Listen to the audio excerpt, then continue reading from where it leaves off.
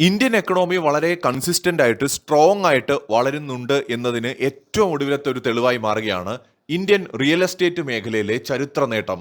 2026 ആദ്യ പകുതിയിൽ ഇക്വിറ്റി നിക്ഷേപം 8.5 ബില്യൺ ആയിട്ട് ഇപ്പോൾ ഉയർന്നിരിക്കുകയാണ്. ഇതൊരു ചെറിയ കാര്യമല്ല. 2026 ആദ്യ പകുതിയിൽ നമുക്ക് 8.5 ബില്യൺ ഇക്വിറ്റി മൂലധന നിക്ഷേപം ആകർഷിക്കാൻ കഴിഞ്ഞു എന്ന് പറഞ്ഞാൽ ഇന്ത്യൻ എക്കണോമി അതിശക്തമായി തന്നെ വളരുന്നു എന്നാണ് ഇത് കാണിക്കുന്നത്. ശരിക്കും ചരിത്രപരമായ നേട്ടമാണിത്. പ്രമുഖ ആഗോള പ്രോപ്പർട്ടി കൺസൾട്ടൻസി ആയിട്ടുള്ള CBREയുടെ ഏറ്റവും പുതിയ റിപ്പോർട്ടിലാണ് ഇത് പറയുന്നത്. 2025 ഇതേ കാലയളവിലെ ഇന്ത്യയുടെ 6.4 ബില്യൺ അപേക്ഷിച്ച് നിക്ഷേപത്തില് 32% വർധനമാണ് ഉണ്ടായിരിക്കുന്നത്.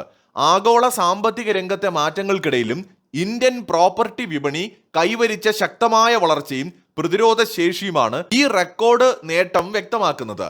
പുതിയ പദ്ധതികൾക്കായിട്ടുള്ള ഭൂമി വാങ്ങൽ, നിർമ്മാണം പൂർത്തിയായ ഓഫീസ് ഇടങ്ങൾ എന്നിവയിലാണ് നിക്ഷേപകർ പ്രധാനമായി പണമിറക്കിയത്. റിപ്പോർട്ടിലെ കണക്കുകൾ പ്രകാരം 2026 രണ്ടാം പാദത്തിൽ മാത്രം 3.4 ബില്യൺ ഇക്വിറ്റി നിക്ഷേപം വിപണിയിലെത്തി. ഇത് കഴിഞ്ഞ വർഷത്തെ ഇതേ പാദത്തിലെ നിക്ഷേപത്തിന് സമാനമായി തുടരുകയാണ്. രണ്ടാം പാദത്തിൽ നടന്ന മൊത്തം ഇക്വിറ്റി നിക്ഷേപത്തിന്റെ 94% കൈക്കലാക്കിയത് ഭൂമി വികസന സൈറ്റുകളും റെഡി ടു മൂവ് ഓഫീസ് ഇടങ്ങളുമാണ്.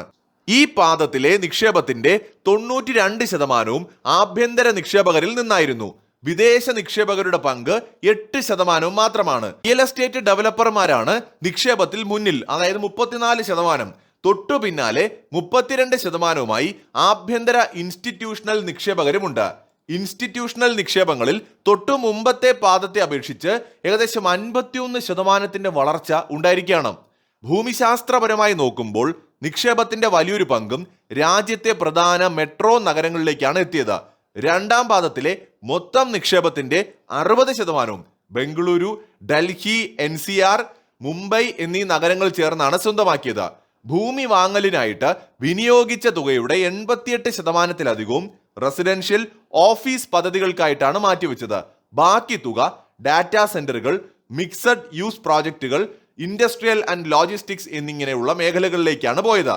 ഇത് കൂടാതെ റെസിഡൻഷ്യൽ കൊമേഴ്ഷ്യൽ മേഖലകളുടെ വികസനത്തിനായിട്ട് 1.6 ബില്യൺ മൂല്യമുള്ള പ്രത്യേക നിക്ഷേപ പ്ലാറ്റ്ഫോമുകളും രൂപീകരിക്കപ്പെട്ടിട്ടുണ്ട്. ഈ ഒരു റെക്കോർഡ് കുതിപ്പ് വരും മാസങ്ങളിൽ തുടരുമെന്നാണ് വിപണിയിലെ വിദഗ്ധർ പറയുന്നത്. ഇന്ത്യൻ റിയൽ എസ്റ്റേറ്റ് മൂലധന വിപണിയുടെ കരുത്തും ആഴവുമാണ് ഈ മുന്നേറ്റം പ്രതിഫലിപ്പിക്കുന്നത്.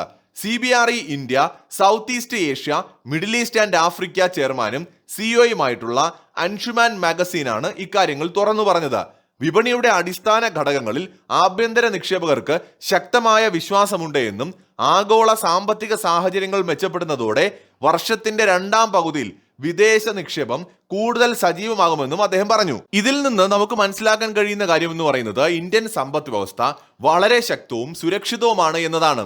ആഭ്യന്തര നിക്ഷേപകരുടെ ശക്തമായ വിശ്വാസം ഇവിടെ കണക്കിലെടുക്കേണ്ടതുണ്ട്. രണ്ടാം പാദത്തിലെ നിക്ഷേപത്തിന്റെ 92%വും ഇന്ത്യയിലെ തന്നെ ആഭ്യന്തര നിക്ഷേപകരാണ്. വിദേശ നിക്ഷേപകർ മടിച്ചു നിൽക്കുന്ന ആഗോള സാഹചര്യത്തിലും സ്വന്തം രാജ്യത്തിന്റെ സമ്പദ് വ്യവസ്ഥയിൽ ഇന്ത്യൻ കമ്പനികൾക്കും ബാങ്കുകൾക്കും വലിയ വിശ്വാസമുണ്ട് എന്നാണ് ഇത് തെളിയിക്കുന്നത്. നിർമ്മാണം പൂർത്തിയായ ഓഫീസ് ഇടങ്ങൾ വാങ്ങാൻ വലിയ രീതിയിൽ പണം നിക്ഷേപിക്കപ്പെടുകയാണ് ഇന്ത്യയിൽ. ഇതിനർത്ഥം ഇന്ത്യയിൽ പുതിയ കമ്പനികൾ വരുന്നുണ്ട് എന്നും നിലവിലുള്ള പ്രവർത്തനത്തെ വ്യാപിപ്പിക്കുന്നുണ്ട് എന്നുമാണ്. ഇതിലൂടെ തൊഴിലവസരങ്ങളും രാജ്യത്തുണ്ടാകുന്നു എന്നാണ് ഇത് കണക്കാക്കുന്നത്. നിക്ഷേപത്തിന്റെ ഭൂരിഭാഗവും ഭാവിയിലെ റെസിഡൻഷ്യൽ ഓഫീസ് പ്രോജക്റ്റുകൾക്കായിട്ട് ഭൂമി വാങ്ങാൻ ഉപയോഗിച്ചിരിക്കുകയാണ്. വരും വർഷങ്ങളിൽ ഇന്ത്യയിൽ വീടുകൾക്കും ഓഫീസുകൾക്കും വലിയ ഡിമാൻഡ് ഉണ്ടാകുമെന്ന ഉറപ്പുള്ളത് കൊണ്ടാണ് ഡെവലപ്പർമാർ വൻതോതിൽ ഭൂമി വാങ്ങിയിടുന്നത്. പരമ്പരാഗത കെട്ടിടങ്ങൾക്ക് പുറമെ ഡാറ്റാ സെന്ററുകൾ, ലോജിസ്റ്റിക്സ് തുടങ്ങിയ അത്യാധുനിക മേഖലകളിലേക്ക് നിക്ഷേപം വരുന്നുണ്ട്. ഇന്ത്യയുടെ ഡിജിറ്റൽ വ്യവസായ വളർച്ചയുടെ ഒരു വേഗതയാണ് ഇത് കാണിക്കുന്നത്. ചുരുക്കത്തിൽ ലോകത്തിന്റെ പല ഭാഗങ്ങളിലും സാമ്പത്തിക മാന്ദ്യത്തിന്റെ ലക്ഷണങ്ങൾ നിലനിൽക്കുമ്പോൾ ഇന്ത്യയിൽ റിയൽ എസ്റ്റേറ്റ് മേഖലയിലെ ഈ റെക്കോർഡ് കുതിപ്പ് ഇന്ത്യൻ എക്കണോമിയുടെ ശക്തമായ അടിത്തറയുടെയും വരാനിരിക്കുന്ന വലിയ വളർച്ചയുമാണ് സൂചിപ്പിക്കുന്നത്.